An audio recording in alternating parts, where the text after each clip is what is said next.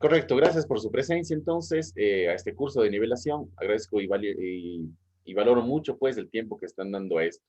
Recuerden que antes que nada tengo que presentarme muy rápidamente. Mi nombre es Esteban Osorio, pues soy graduado de la Universidad de la SUAY en Gestión y Desarrollo Turístico. Normalmente en el instituto doy clases pues de cartografía, legislación turística, comunicación corporativa, animación y recreación turística, gestión y administración turística, administración financiera, contabilidad, entre otras. Antes que nada voy a preguntarles si es que me están escuchando bien, si es que no se entrecorta quizás la llamada. ¿Estamos bien, David? Gracias. Bien. Eh, Eso, un poquito de antecedentes, pues he trabajado o trabajé muchísimos años en el Hotel El Dorado como tal. Participé en varios departamentos administrativos. Estuve originalmente casi 14 años en el Hotel El Dorado, desarrollando después en el área de recepción, ventas, eventos y catering. Y finalmente terminé pues toda esta estadía, digamos así, en el hotel, pues siendo gerente de recepción y reservas, donde se mantenía pues un vínculo bastante especial con todos los clientes y huéspedes que ingresaban al hotel, ¿no?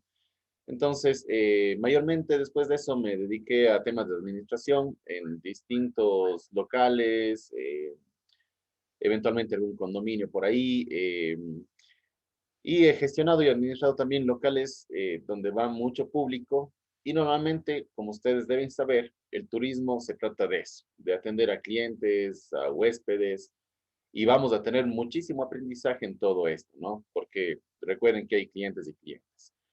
Dentro del sudamericano estoy un poco más de año y medio, entonces sí me interesa bastante que ustedes pues aprendan. Realmente este tema de pandemia nos golpeó un poquito duro a todos, pero que sirva esta situación para anclarnos y superarnos, ¿no? Creo que es lo principal y lo que debemos aprender directamente en lo que nos inmiscuye, ¿no? Así que más bien a darle súper fuerte en este ámbito, pues y lógicamente a ser partícipes de esto, de un nuevo desarrollo. Les comento que por favor, si tienen alguna duda, inquietud, la vamos haciendo en el transcurso de esta presentación. El día de hoy tenemos una reunión a las 11 con el resto de docentes, por lo que vamos a demorarnos capaz que un poquito menos que las reuniones que han tenido con Cristina y me parece que con Adrián el día lunes. Entonces, vamos a iniciar pues con esto. De acuerdo a lo que conversé con Cristina, pues me indicaba que habían visto el tema de geografía, básicamente, ¿no? El tema de Ecuador, algo de Cuenca, y pasamos ya a un ámbito bastante interesante que también lo vamos a ver en nuestras clases, pero que es sumamente primordial que ustedes lo conozcan y lo entiendan, porque muchas veces lo hemos abordado como la subsecretaría zonal, o ustedes han escuchado, por ejemplo, la directora de turismo zonal 6 o algo por el estilo, ¿no? Precisamente el día de hoy vamos a identificar y saber a qué nos referimos con eso. Así que permítanme un segundo, les voy a compartir pantalla para que ustedes puedan pues entender mucho mejor este tema, que es la nueva planificación administrativa zonal que se dio en el Ecuador. Y ya les voy a pasar. Claro, tomen nota para que ustedes vayan pues colocando los temas más importantes o que ustedes gusten después verificarlo. O si desean también me pueden preguntar personalmente a través de nuestro WhatsApp o me mandan un WhatsApp pues, directamente a mí y con gusto les resuelvo cualquier duda que tengan, ¿sí? Bien, entonces lo que me interesa básicamente es que ustedes me presten atención. Recuerden, en cualquier momento me pueden interrumpir, no me complico en lo absoluto por este asunto, pero sí que presten bastante atención, tomar algunos datos y eventualmente al final damos, pues como lo decimos, un micrófono abierto para que ustedes puedan resolver cualquier duda que hayan tenido en el transcurso de esta pequeña clase, ¿sí? Bien, bienvenidos nuevamente. Vamos a hablar el día de hoy, como les mencionaba, de la nueva planificación administrativa zonal del Ecuador, que esto se dictaminó años atrás y les voy a explicar aquí en qué año se definió este tema para que sea mucho más fácil el tema administrativo y que no corresponda únicamente a un gobierno central. ¿Y a qué me refiero con gobierno central? El gobierno central es básicamente presidencia, vicepresidencia, algo muy, muy cerrado, ¿no? Por ejemplo, ustedes han escuchado un gobierno central y un gobierno autónomo descentralizado, o los GATS, municipales, etcétera, cantonales, etcétera. Todos estos gobiernos autónomos descentralizados, lógicamente pertenecen a cantón o a una provincia que son mucho más pequeñitos, ¿no? Y esos son los dos tipos de gobierno que vamos a encontrar en el país. Un gobierno central y los GATS, o gobiernos autónomos descentralizados. Bien, ahora, para entender mejor esta situación, a que me refiero con el tema de administrativa zonal del Ecuador, vamos a entenderlo desde otro plano, uno mucho más complejo que les quería comentar. Para que ustedes tengan una idea, el gobierno central, que antes del tiempo, antes del año en el que se decidió delegar administraciones o responsabilidades a otros gobiernos, pues tenía absolutamente todo a cargo directamente dentro de ellos. Entonces, de hecho, se complicaba muchísimo el tema administrativo. En cada provincia, imagínense ustedes, en cada ciudad, en cada cantón, etcétera, pues lograr una administración para que sea efectivo y funcione adecuadamente cualquier situación. Entonces, a esto nos referimos no solo en el ámbito turístico, sino en cualquier ámbito se designaron 9 zonas que las vamos a ver ahora, que son las zonas administrativas o de las subsecretarías también, como las vamos a encontrar. Bien, ¿cuáles son esas subsecretarías zonales o cómo se definió? Y aquí menciona en el texto que la conformación, como les había dicho, de estas zonas de planificación que se impulsa desde el ejecutivo es el presidente de la República, es un medio para acelerar y profundizar el proceso de desconcentración de la administración pública central, y es precisamente lo que yo les comentaba, que es un poquito ceder responsabilidades a otros gobiernos y no cargarse absolutamente con todas las responsabilidades, todas las necesidades de cada sector en un solo gobierno, que es el gobierno central, sino más bien se designaron estas responsabilidades a otros gobiernos autónomos descentralizados, subsecretarías zonales, etcétera, y precisamente para esto se crearon estas subsecretarías, ¿no? Entonces, la desconcentración de los ministerios principalmente y entidades del Ejecutivo a los territorios a nivel zonal es una gran medida administrativa para llevar la política pública a las localidades de una manera organizada y coordinada. Normalmente se asignaron todos los ministerios a estas subsecretarías, como les estaba mencionando, para que esos ministerios de Educación y Cultura, Ministerio de Trabajo, Ministerio de Obras Públicas, Ministerio de Turismo, Ministerio del Ambiente, sea considerado en cada una de sus subsecretarías zonales como responsabilidad propia. O sea, vamos a entenderlo de mejor manera para no confundirles tanto. Hablamos de la SUAY, principalmente. Entonces, el ASUAI corresponde a la zonal o subsecretaría zonal 6. Vamos a referirnos a zonal 6. Lo habrán escuchado muy frecuentemente. Esta zona 6 o subsecretaría zonal 6 corresponde a las provincias de Azuay, Cañar y Morona Santiago. Entonces ven que se juntan estas 3 provincias que son relativamente cercanas en una sola para lograr ser una subsecretaría zonal que sería designada como el número 6. Esta se encarga absolutamente de ser un gobierno, digamos, individual, para que ustedes lo entiendan mucho mejor. Entonces, esta subsecretaría zonal pequeñita, digamos en teoría, porque abarca 3 provincias, puede tomar sus decisiones autónomamente. O sea, estas 3 provincias, representada por una subsecretaría principal, puede tomar sus decisiones individualmente, ¿sí? Claro que tendría que hacerse una consulta al ministerio principal, digamos, al Ministerio de Turismo, o los principales ministerios que se encuentran de ley en las zonas, perdón, en Quito, y vamos a ver a qué zona corresponde esto. Entonces, para que ustedes tengan una idea mucho más clara, se designaron estas subsecretarías para que, claro, cada una pueda decidir por sí sola y no tenga que lanzar toda la pelotita, como solemos decir, o toda la responsabilidad a un gobierno central para que se parta la cabeza tratando de decidir por nosotros. Entonces, así de sencillo se creó ese tema. Entonces, se desconcentraron estos ministerios para crear subsecretarías en todo el país. ¿Ya? Históricamente, pues, estos ministerios se encontraban desplegados en el territorio de una manera desordenada, caótica, como se menciona aquí. Al momento, todas las entidades públicas del Ejecutivo de la zona de presidencia tendrán la misma base territorial para organizar sus intervenciones. Y esto es a lo que me refería en la parte anterior, que ustedes, como sabrán, la mayoría, bueno, tanto gobierno central como principales ministerios se encuentran en la ciudad de Quito, en el distrito metropolitano de Quito. Ya no está designado ni como ciudad, ni como cantón, sino más bien como un distrito metropolitano, porque se consiguió, pues, que sea esto una metrópolis, tal cual, ¿ya? Por muchísimas características que así lo atinan, ¿no? Entonces, como aquí se menciona, eh, les decía que, por ejemplo, la Zonal 6, claro, toma sus propias decisiones, pero hace una consulta a un gobierno central, así que se encuentra en la ciudad de Quito, o su principal representante, para que me entiendan mucho más fácilmente, que está en la ciudad de Quito, y de esta manera puedes hacerlo mucho más factible, ¿no? Ahora, la conformación de zonas de planificación supone construir un país policéntrico, o sea, que tenga varias administraciones por todo lado y mucho mejor equilibrado. Como les mencionaba, que esto lo único que logra es que cada uno de sus zonas o la distribución zonal de la que estamos hablando tome su responsabilidad para generar desarrollo en todo su concepto, ¿no? De acuerdo al ministerio que ellos representan.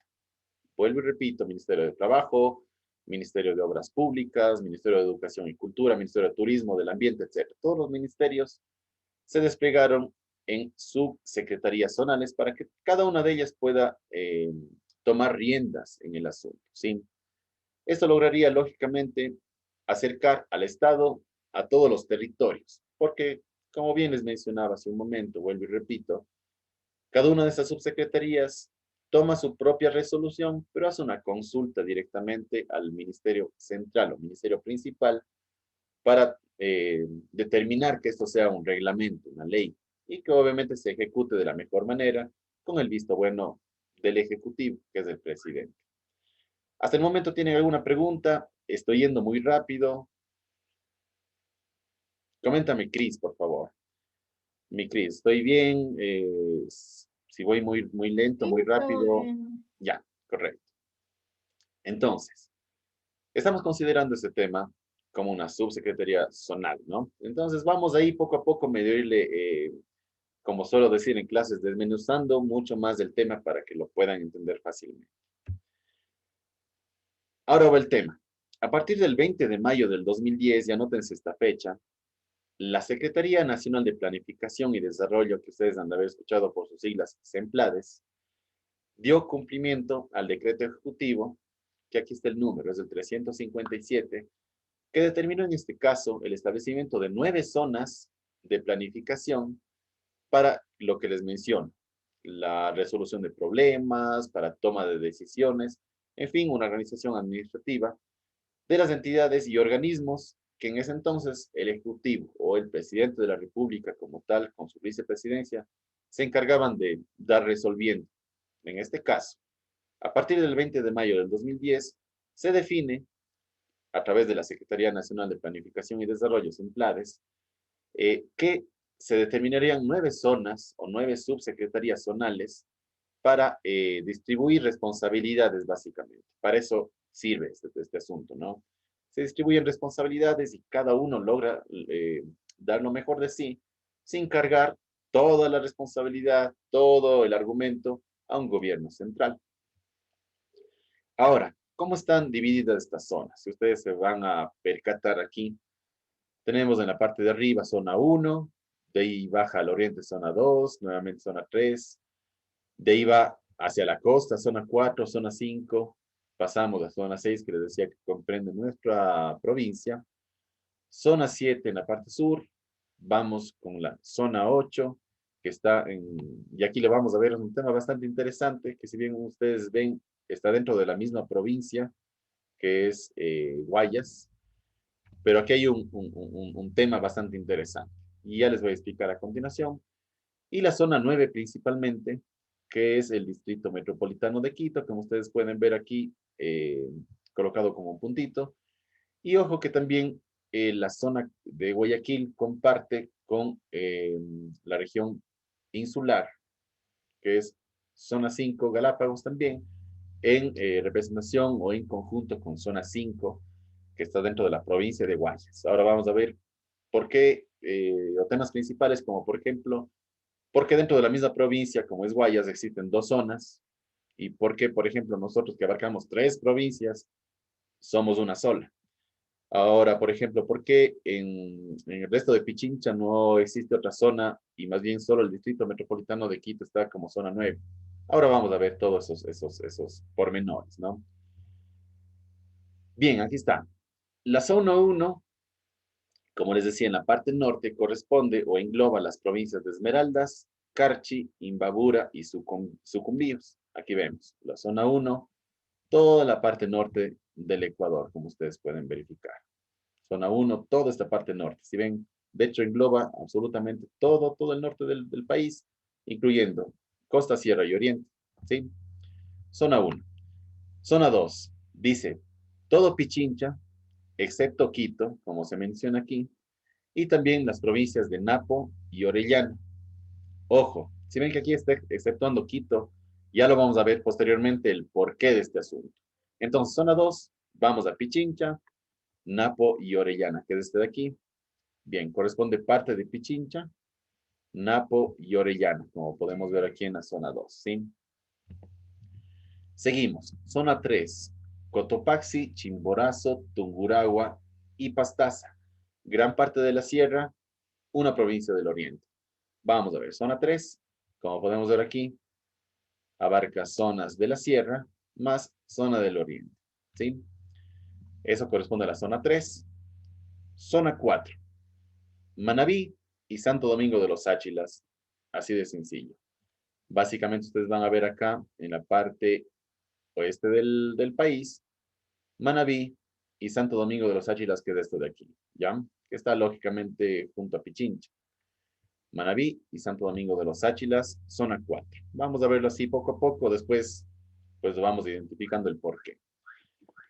Zona 5 corresponde aquí también para que presten atención a Bolívar, que corresponde a la sierra, y vamos a Guayas, y menciona aquí, dice, excepto Guayaquil, San Borondón y Durán. Si ven, entonces, gran parte de Guayas, exceptuando los cantones de Guayaquil, San Borondón y Durán, además, toma también provincias de la costa, como son los ríos, además Santa Elena, que ustedes recordarán, anteriormente era la provincia del Guayas una sola hasta la península de Santa Elena, pero posteriormente se determinó que Santa Elena debería pues hacerse autónoma también y se determinó que fuera una nueva provincia adicional, Santa Elena, ¿no? Y lógicamente, como les había mencionado, corresponde también a Galápagos, que son las islas que tenemos nosotros, ¿sí? Zona 6, como les mencionaba, Azuay, Cañar y Morona, Santiago, tres provincias. En la zona 7 ya vamos al sur, El Oro, Loja y Zamora, Chinchipe. Y aquí va, zona 8, estas son las dos diferencias. Normalmente deberían haber 7, pero vamos aquí a la octava y novena. Aquí decía la zona 8, que corresponden que en la zona 5, recuerden que decía Bolívar, Guayas, excepto Guayaquil, San Borondón y Durán, aquí entran en la 8. Guayaquil, San Borondón y Durán.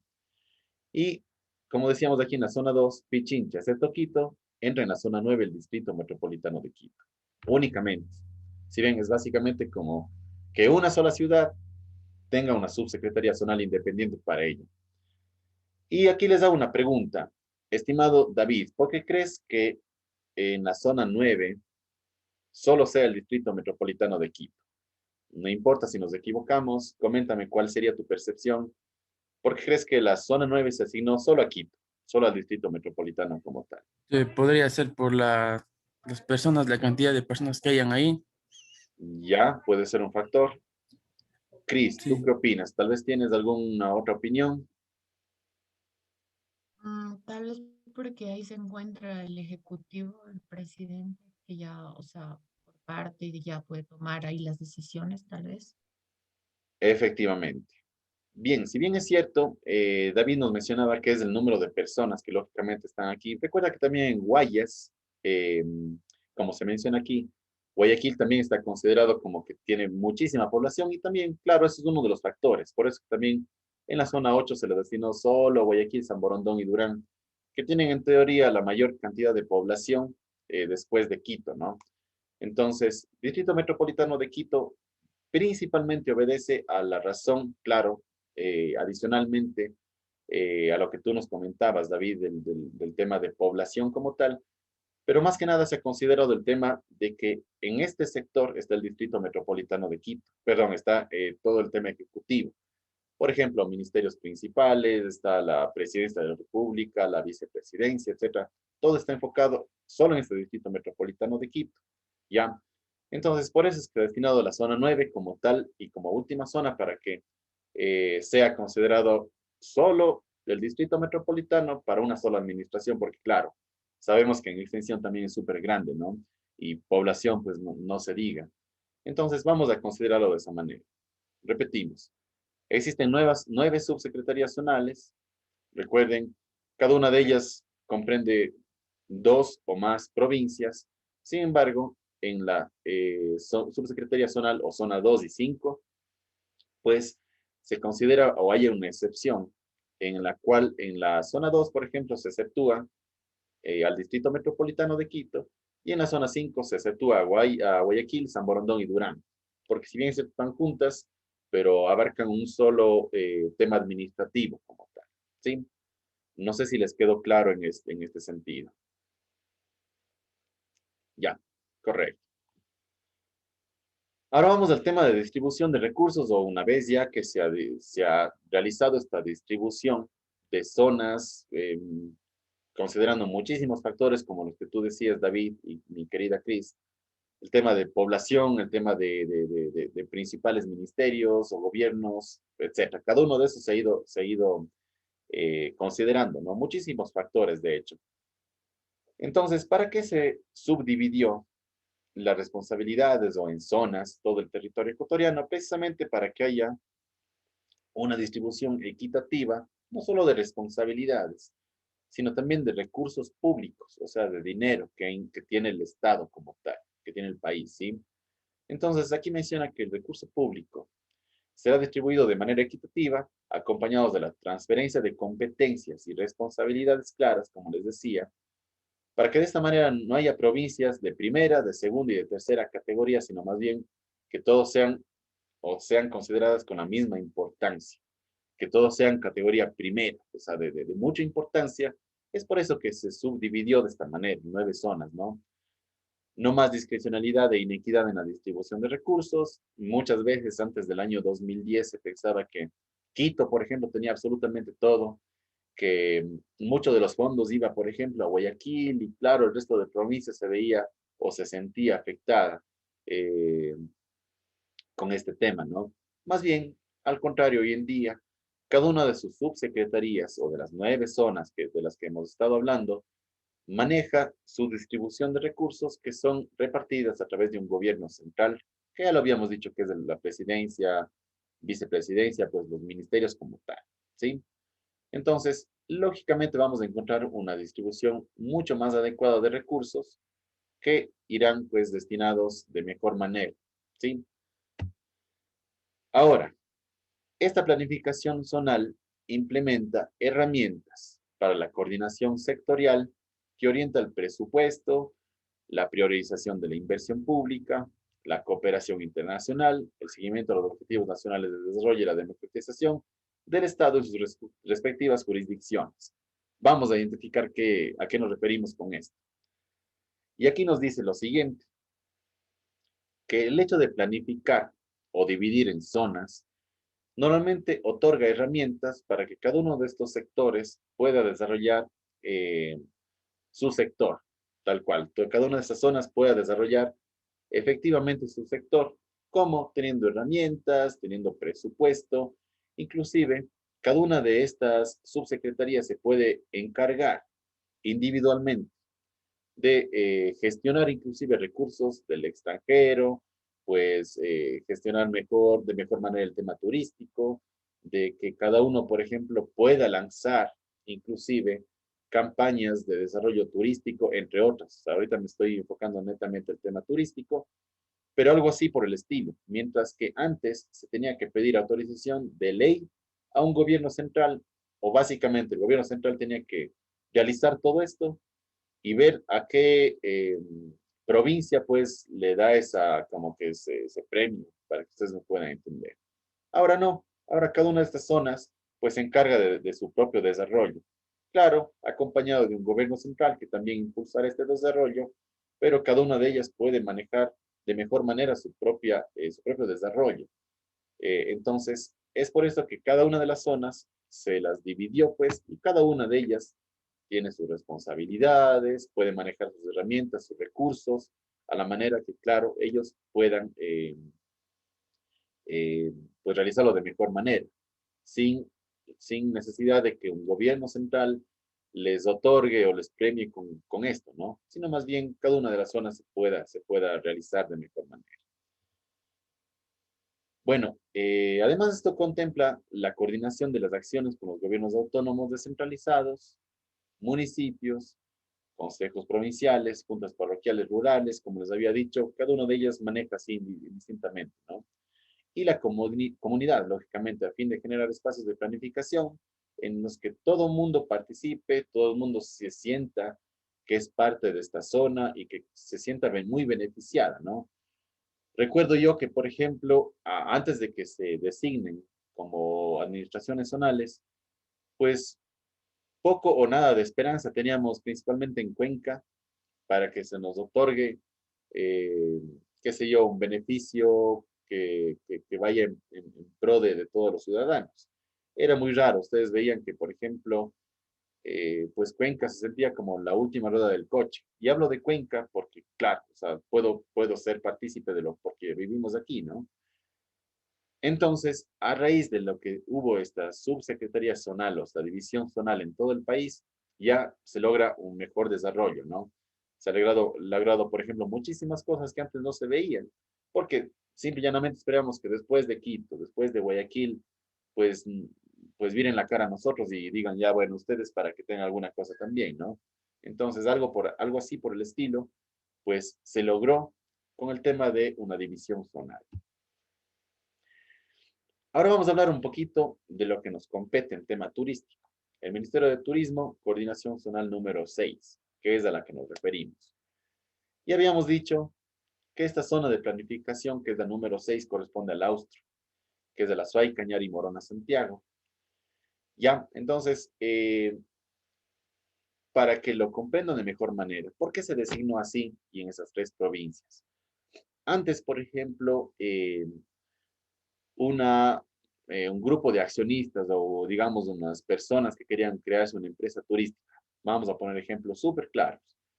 Digamos que yo con un grupo de amigos quiero ponerme, o grupo de personas que inviertan, inversionistas, pues nos vamos a poner un hotel.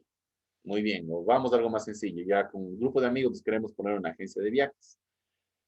Bien, antes de que se realice el tema de división zonal, lo que teníamos que hacer es dirigirnos a Quito a pedir alguna autorización, entre ellas la patente de operación turística, pues también teníamos que pedir el registro de turismo, la licencia anual de funcionamiento, etcétera. Son requisitos principales que se necesitan cuando nosotros vamos a realizar o a iniciar una actividad turística. Ya poco a poco lo iremos viendo, ¿no? En las clases. Pero cuando yo tenía esta idea, se nos complicaba porque teníamos que irnos a Quito a obtener todos los recursos y claro, pasar unos 2, 3 días en el mejor de los casos, esperando pues turnos, esperando asignación de cupos para obtener estos tres requisitos principales. La POT, Patente de Operación Turística, la LUAF, que es la Licencia Única Anual de Funcionamiento, y el Registro de Turismo. Entonces teníamos que todo esto hacerlo en Quito, porque era ahí el gobierno central, el tema ejecutivo como tal, ¿no? Solo allí había ministerios. Entonces, se hace esta división zonal y se asigna a cada una de las provincias. Entonces, como en este caso ya tenemos en Azuay, Cañar y Morona, Santiago, se realizaron funciones independientes. ¿Y a qué me refiero? Si bien es cierto en Azuay, por ser, digamos así, una de las las provincias principal dentro del país, aquí se depositaron, pues, por ejemplo, la subsecretaría 6 del Ministerio de Turismo, donde estará su oficina central. Sin embargo, en Cañar y Morona, Santiago, también se destinaron no oficinas del Ministerio de Turismo, sino más bien los propios GATS de estos sectores, de los gobiernos autónomos descentralizados, tienen potestad o tienen la responsabilidad también de, de otorgar también muchos de las licencias o muchos de los registros que necesitamos o los permisos que necesitamos, sin necesidad de que la gente que vive, por ejemplo, en Morona, Santiago o en Cañar, se acerque o haga un viaje hasta Cuenca para, pues, verificar o pedir nuevamente un certificado o pedir una patente de operación, un registro. Entonces, ven que cada una de estas subsecretarías zonales o zonas de planificación desarrolló su propio gobierno, digamos, para que lo puedan entender, su propia administración, sus propias reglas, su propio reglamento, para que cada uno de ellos pueda ser agilitado. Entonces, se agiliza de mejor manera, pues, cada uno de las oficinas de estos requisitos, como les mencionaba, ¿no?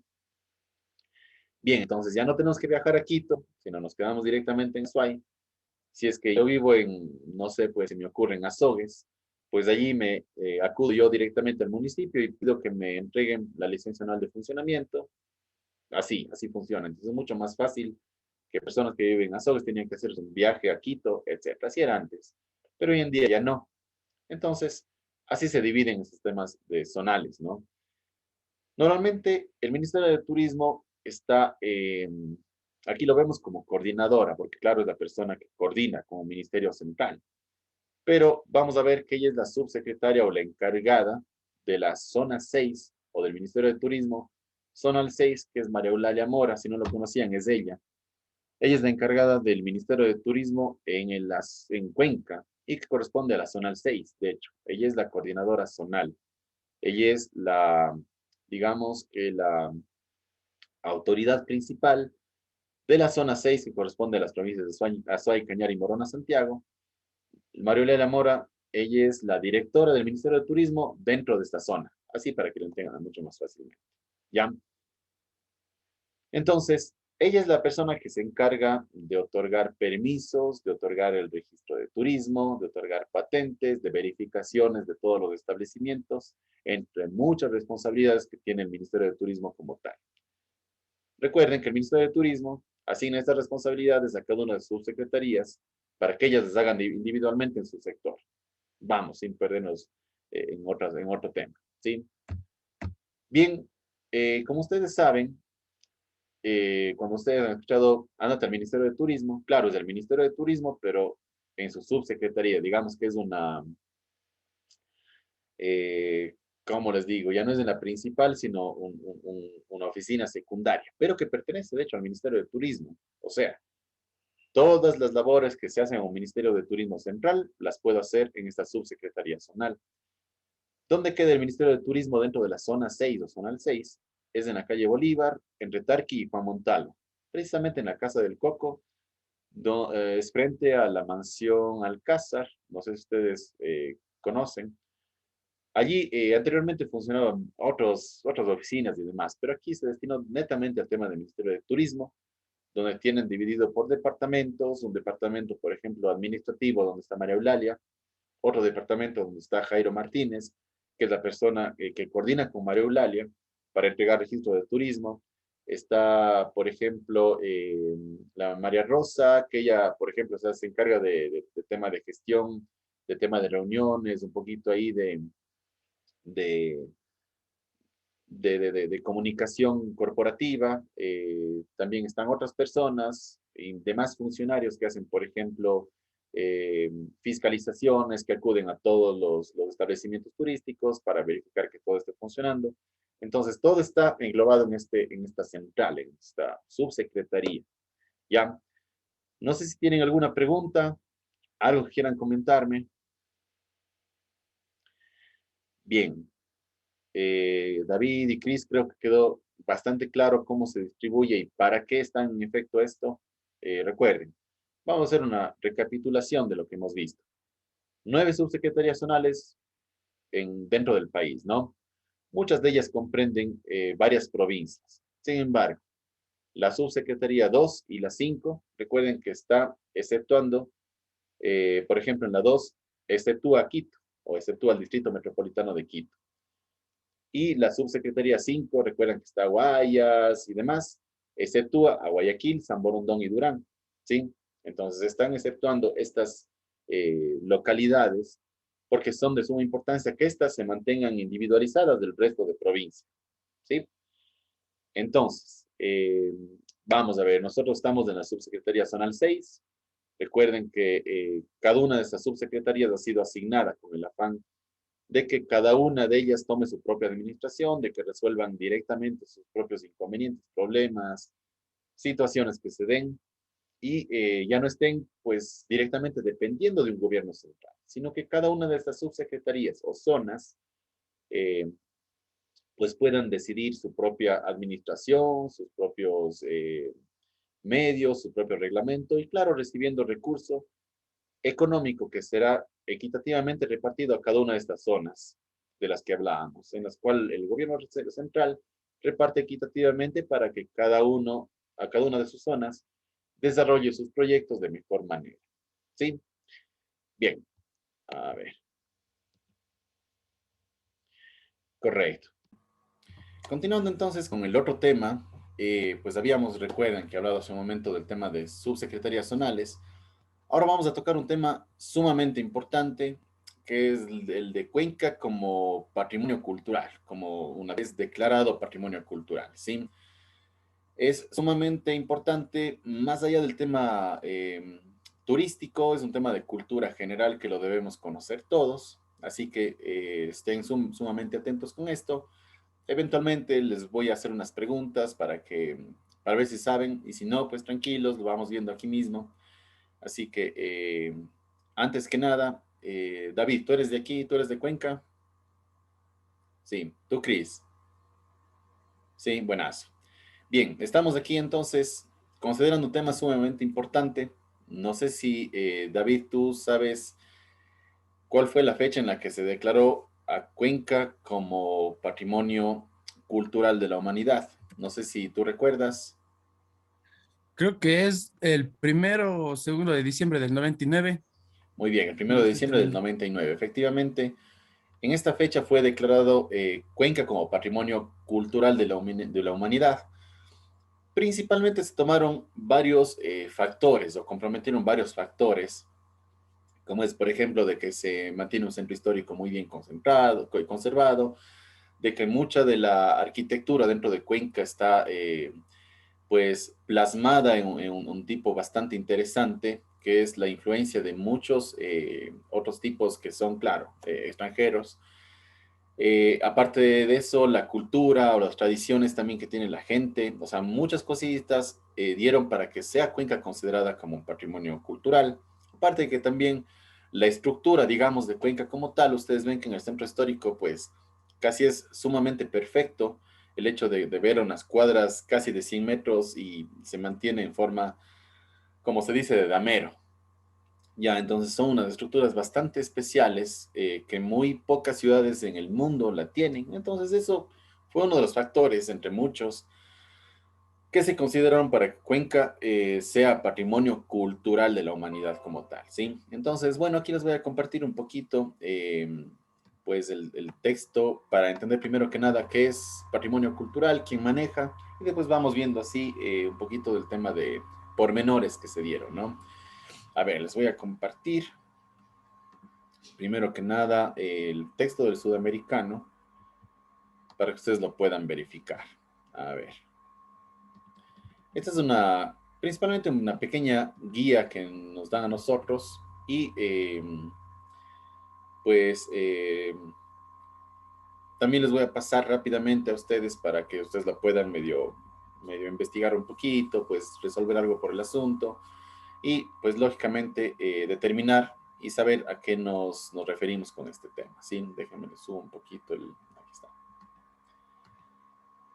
Ya, bien. Cuenca, nuevamente entonces, como decíamos, fue declarado patrimonio cultural. Ya, eso como temas de cultura general, ¿no? A ver, fundada en el 12 de abril de 1557. Ahora, ¿cuándo fue la independencia, Cris? Si sabemos que la fundación es del 12 de abril de 1557, la independencia de Cuenca es en otra fecha. Dale, Cris, tú puedes. No importa si te equivocas, o dime el mes por lo menos. Si no estoy mal, no es en noviembre, Es en noviembre, ¿sí? el 2, si no creo. Ya. No estoy segura, no estoy Bien, segura, David, pero es en dale. noviembre. No sé si tú sabes la fecha. El 3 de noviembre de 1820. Correcto. 3 de noviembre de 1820 fue la independencia. Entonces, lógicamente vemos que primero fue una fundación. Vamos, rasgos generales, y les cuento esto que no está en ningún, bueno, básicamente en ningún texto, pero se lo habla por tema de experiencia, pues mucho van a escucharte eso también de los guías o cuando eventualmente estemos guiando a un grupo de turistas. Este factor importante, un tema sumamente importante. Sé que no va a haber esta pregunta tampoco en el examen, pero que valga la oportunidad para que ustedes lo sepan. Por tradición, Cuenca en épocas de la colonia tenía dentro de su territorio, dentro de la ciudad de Cuenca como tal, 52 iglesias. Imagínense ustedes en época de la colonia tener 52 iglesias dentro de una ciudad. De hecho, Cuenca está catalogada como la capital católica del Ecuador. Eso también es otro tema adicional, es que pues quizás lo sabían o no. En base a que Cuenca estaba considerada la capital católica del Ecuador, era principalmente por un tema, y como les mencionaba en la historia, en épocas de la colonia, pues Cuenca contaba con 52 iglesias dentro de su territorio. Ahora, ¿por qué tenía 52 iglesias? Porque simple y llanamente teníamos una creencia de que una familia cuencana, ustedes recuerdan que siempre los domingos se destinaban para ir a misa. Esto era, pero ya, o sea, pero ley dentro de la ciudad. Es más, ustedes averiguan en textos como, por ejemplo, les invito a que ustedes vean Cuenca y yo. Son pequeñas revistas que cuentan la historia de Cuenca en antaño. Se llaman los textos Cuenca y yo. Eventualmente los pueden encontrar en la biblioteca municipal, estoy seguro que hay. Yo he tratado de buscarles en internet y no he tenido, o sea, no ha habido, pero ventajosamente recuerdo que mi mami había comprado estos libretitos, ¿no?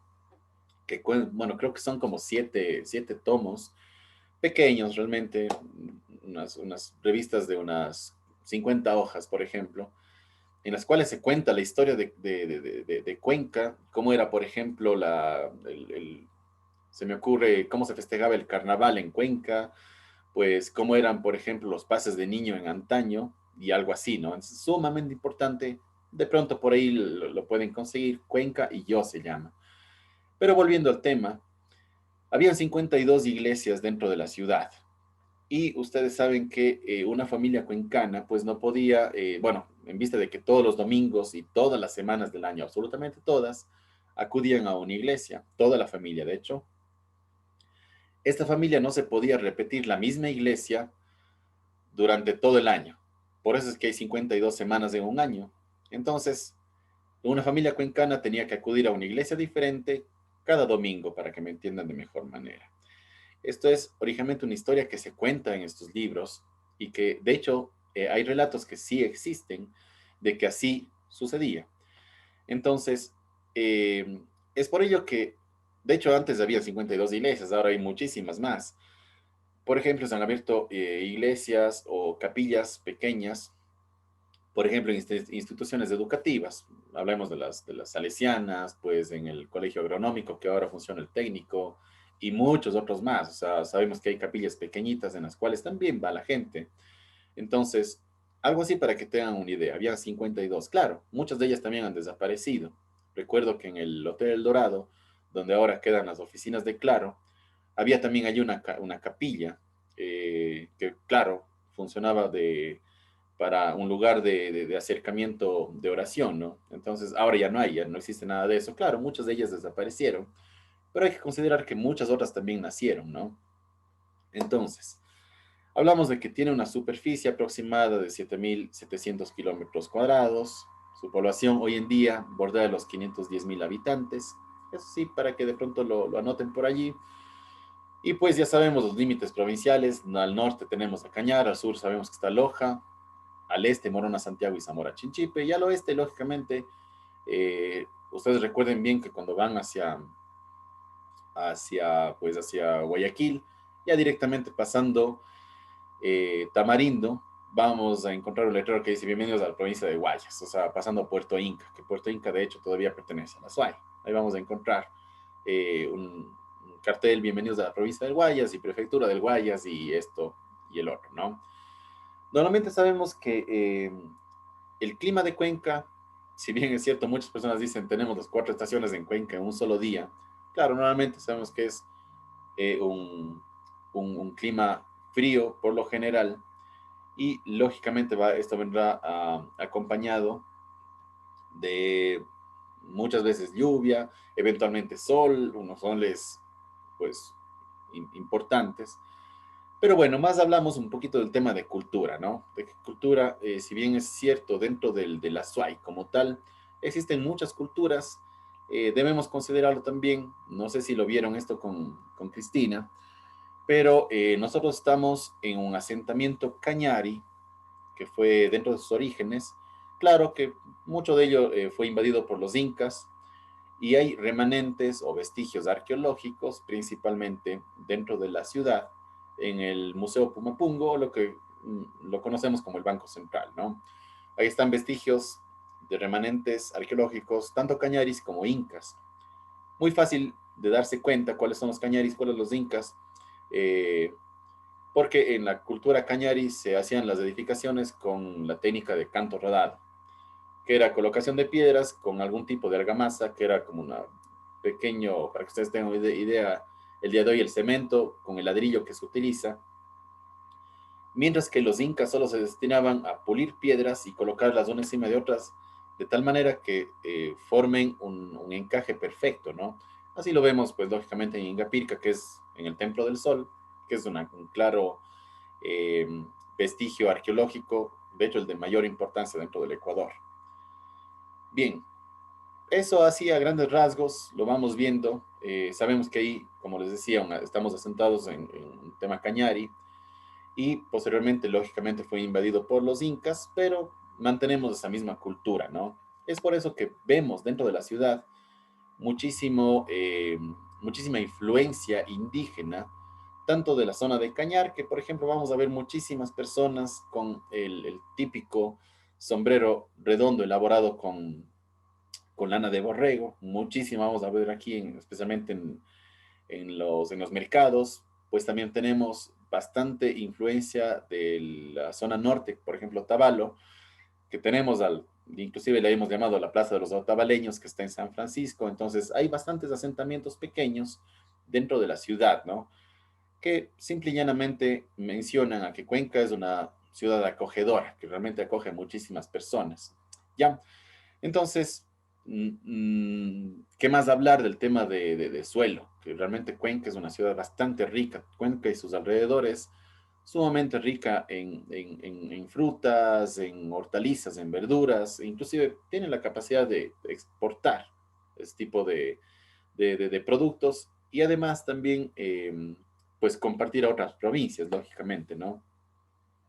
Como ustedes saben, Cuenca está situado en un valle sumamente central, de bastante importancia, eh, pues ha recibido o tenía pues varios nombres, como por ejemplo Tumipamba, que era, ahora hoy en día se lo conoce como Tomebamba, pero Tumipamba viene de dos voces, que es Tumi, que significa cuchillo, y Pamba ya sabemos que es como un valle, entonces es el Valle de los Cuchillos. Pero anteriormente, bueno, este es un tema incaico, ¿no? Pero los cañaris lo nombraban a Cuenca como Guapdondeli, ¿sí? Muchos hoy en día lo dicen Guapondeli, pero es Guapdondeli, y esto significa llanura tan grande como el cielo, ¿sí? Guapdondeli, llanura tan grande como el cielo, así lo nombraron los cañaris en su tiempo. Y era precisamente porque pues realmente Cuenca era un lugar espectacular para quedarse aquí, para vivir, y hoy en día es considerado todavía Cuenca por muchísimos extranjeros que hacen su destino Cuenca para su lugar de retiro. Por ejemplo, muchos estadounidenses, canadienses y demás prefieren Cuenca para su lugar de donde pasar el resto de sus días. Se jubilan, digamos, en Estados Unidos, de sus países de origen, y vienen directamente a Cuenca a pasar aquí, por, eh, por todas las bondades que tiene Cuenca como tal, ¿no? Si bien es cierto, estamos hablando de la SUAY, pues es bastante amplio hablar de cada uno de los cantones que en este están. Por ejemplo, Cuenca, Girón, Gualaceo, Nabón, Paute, San Fernando, Santa Isabel, etcétera, como vemos aquí, ¿no? El Pance, Villa de Oro, que ya se acerca un poquito ya a la zona del oriente, pero a buena hora, pues mantenemos una influencia bastante alta de todas esas bondades que tienen cada uno de los sectores para que Cuenca, lógicamente, se alimente bastante bien de este tema. Bien, así a grandes rasgos, Cuenca lleva el nombre de Santana de los Ríos de Cuenca. Anteriormente se decía Cuenca, sería Santana de los Cuatro Ríos de Cuenca. Se lo ha nombrado así, de los ríos de Cuenca. Y vamos a ver si es que mi Cris se reivindica con su calificación. No, mentira, ese no es cualificado. Pero vamos a ver, ¿cuáles son los cuatro ríos que atraviesan la ciudad? Mi Cris. A ver, es el Yanuncay, Ajá, el Machángara, el Tarqui y el Tomebamba, ¿no? muy bien, así mismo es. Tomebamba, Yanuncay, el Tarqui y el Machángara son los cuatro ríos que atraviesan la ciudad. Por eso es que es nombrada Cuenca Santana de los Ríos de Cuenca. Y Santana, en honor a la Virgen que está en la catedral. Percátense ustedes que está una Virgen. Está en la cima de la catedral, encima del rosetón. Rosetón es la forma circular que ustedes van a ver en la parte de la iglesia. Eh, Características bastante romanas, muy europeas de esta catedral. Cabe recalcar que esta iglesia fue construida eh, es también como cultura general, ojo, con un impuesto que se colocaba para traer sal, el producto sal, acá a la ciudad. Entonces, todas las personas que compraban sal tenían que pagar un impuesto por esa compra de este producto. Y Y, obviamente se profe, tal destinó, vez si me puede sacar de una duda, de lo que claro, estaba yo leyendo de la catedral es como que tiene diferentes estilos, ¿no? Que es un estilo exacto, ecléctico, si mal no estoy, ¿no? efectivamente. Sí. Originalmente el estilo ecléctico es la combinación de dos estilos. En este caso, por ejemplo, es el estilo romano.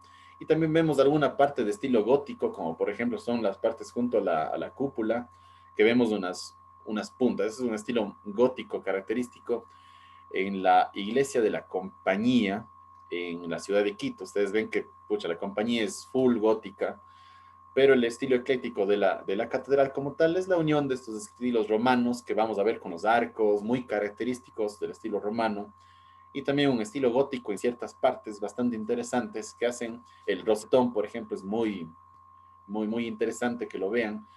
Es una parte sumamente importante. De hecho, como les mencionaba, y gracias, estimado David, por tu comentario, eh, tiene muchísima historia esta iglesia, ¿no? Pues demoró muchísimos años de ser construida y finalmente nunca fue concluida en su diseño original. Normalmente estaban las cúpulas, pues, por sobre cada una de las torres, pero no se pudo construir porque se dieron cuenta de que el peso que generaban esas cúpulas comenzó a partir a la catedral como tal. Y si ustedes se percatan, o la próxima vez que pasen por el Parque Calderón, fíjense que debajo del rosetón hay una grieta sumamente predominante que se la ve, inclusive desde la iglesia de la Catedral Vieja, que lo vamos a ver. Entonces, eso sí, para que lo tengan presente. La primera iglesia que fue construida dentro de la ciudad de Cuenca, ¿alguien sabe cuál es? Hablando de iglesias.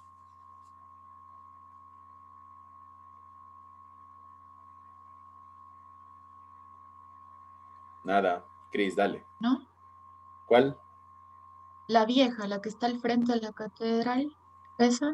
Ya, originalmente se construyó esta iglesia, la Catedral Vieja, o Catedral, o es el Sagrario también, de hecho se lo llaman, de la Catedral Vieja.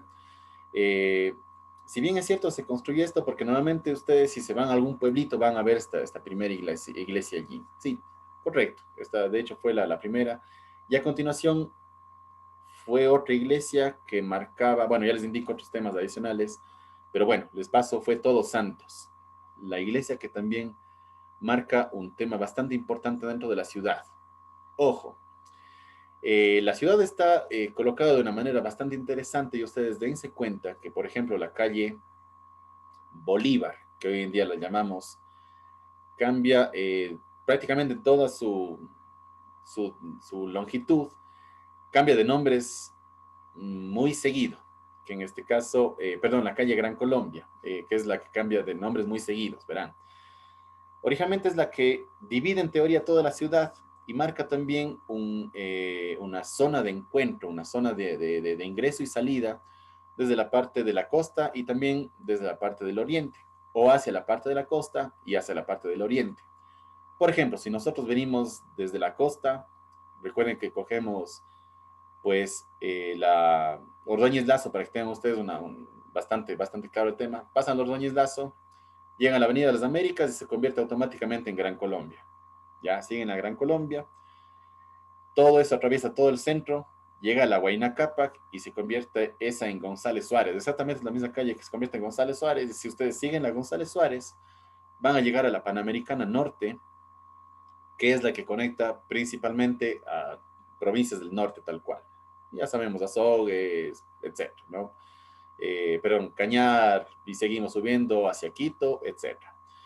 Originalmente, esta calle, pues, que cambia sus nombres, como vuelvo y repito, daba o permitía el ingreso desde las personas o de las personas que venían desde la costa o desde el oriente, como un tema de que Cuenca, claro, precisamente era considerado una zona de comercio. Es por ello que existe una casa sumamente representativa, bastante rica en arquitectura y que está justamente donde se une la calle Baltasara de Calderón, que es la calle Bolívar, o si ustedes vienen, como les había comentado, Ordóñez Lazo, viene la Gran Colombia, han visto que hay una Y, se forma una Y, ya muy bien, casi ahí a media cuadra vamos a ver una casa, que es tiene bastante riqueza arquitectónica. ¿Alguien sabe cómo se llama esta casa? Que hoy en día, claro, está convertido un poquito en un tema de visitas, de museo. No. Ya, esta casa se llama Casa de las Posadas. Les invito a que vayan allá alguna vez porque es increíble. Es una de las varias construcciones que vamos a encontrar en Cuenca, donde se mantiene su estructura original que tenían todas las casas de la ciudad, principalmente del centro histórico, que era la entrada, nos encontrábamos con un patio, a continuación un traspatio, y por último teníamos una huerta. Entonces es el patio, traspatio y huerta que tenían todas las edificaciones de la ciudad, absolutamente todas. Y claro, con su típico ornamento o adornos, por ejemplo, con el piso, con un poquito de decoraciones con hueso de animal, el ladrillo, muy característico también dentro de la ciudad de Cuenca, piedras, por ejemplo, también. Entonces, ya, ¿por qué se llama Casa de las Posadas? Cuando, bueno, se lo van a ver, inclusive tiene unos pilares en la parte de afuera. Nuevamente, esta casa se le llama así porque todos los comerciantes que venían o entraban a la ciudad, previo a comercializar sus productos, dejaban sus caballos amarrados y se hospedaban en esta casa. Casa de las Posadas. De hecho, tiene o cuenta muchas leyendas de esta Casa de las Posadas, que por ejemplo, los viajeros algunas veces se acostaban en una habitación y casualmente aparecían en otra.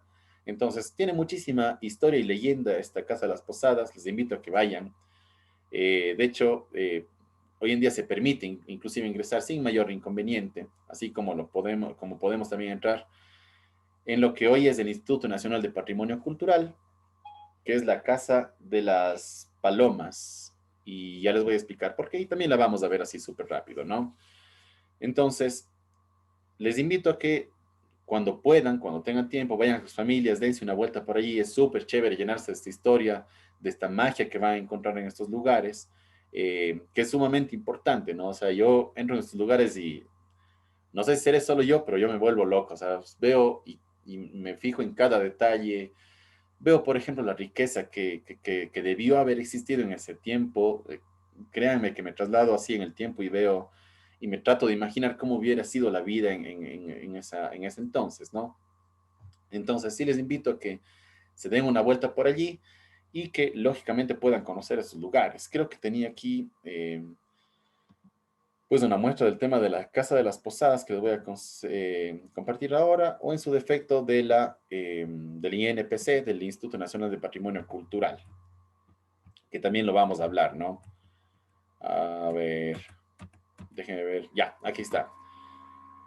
Este es el Instituto Nacional de Patrimonio Cultural, está en la calle Benigno Malo y Bolívar, perdón, y Presidente Córdoba.